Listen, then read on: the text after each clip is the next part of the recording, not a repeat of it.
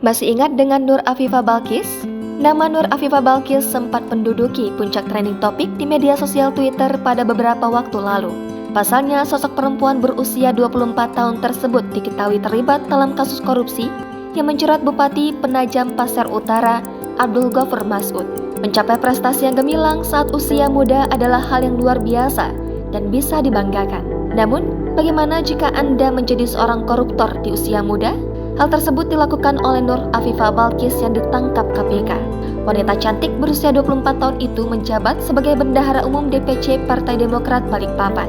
Nur Afifa dan Abdul Ghaffur Mas'ud ditetapkan sebagai tersangka kasus dugaan suap, pengadaan barang dan jasa serta perizinan di Pemkad PPU. Usai menjadi tersangka KPK, akun Instagram miliknya @nafgis_ menjadi bulan-bulanan warganet Indonesia. Fotonya bersama Bupati PPU Abdul Ghaffur Mas'ud di depan mobil BMW mewah menjadi tanda kedekatan antara keduanya. Foto itu pun dibanjiri komentar sinis warganet. Lantas bagaimana kabarnya kini? Majelis Hakim Tindak Pidana Korupsi Pengadilan Negeri Samarinda menjatuhkan hukuman terhadap Nur Afifa Balkis dalam kasus korupsi bersama mantan Bupati Penajam Pasar Utara, Abdul Ghaffur Mas'ud. Nur Afifa dijatuhi pidana 4 tahun 6 bulan serta denda 300 juta rupiah subsidiar 4 bulan kurungan. Sementara itu, Nur Afifa Balkis dijebloskan di Lapas Perempuan Kelas 2A Tenggarong. Hal ini dibenarkan oleh Kepala Lapas Perempuan Kelas 2A Tenggarong, Tri Winarsi.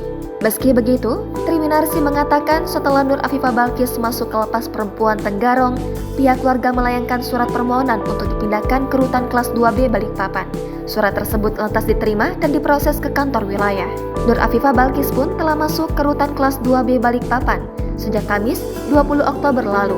Dia mengatakan saat Nur Afifa Balkis masuk ke Lapas Perempuan Tenggarong, pihaknya menempatkannya di ruang pengenalan lingkungan. Diketahui, Nur Afifa Balkis merupakan Bendahara Umum DPC Partai Demokrat Balikpapan.